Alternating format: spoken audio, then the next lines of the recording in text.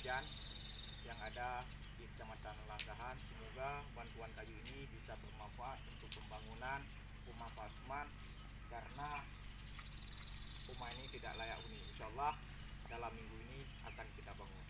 Semoga masih ada saudara-saudara seiman, para dermawan yang mau membantu mengeluarkan tangan sehingga untuk pembangunan ini bisa terrealisasi. Semoga Allah Subhanahu wa Ta'ala selalu menyertai kita semua. Amin ya.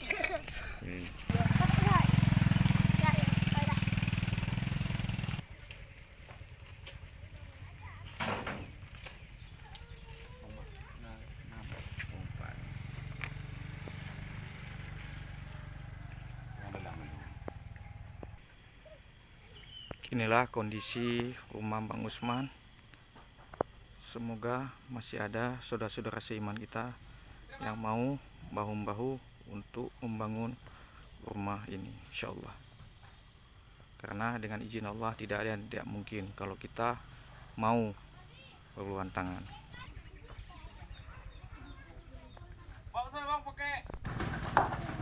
Ini kayu sedekah dari Mukim Jani yang ada di Kecamatan Langgahan.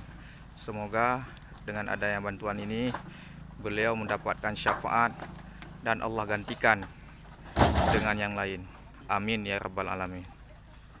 Insyaallah dalam minggu ini rumah ini akan kita bangun bersama Bang Akmal Daud dan Ibu Sri Wahyuni. Insyaallah.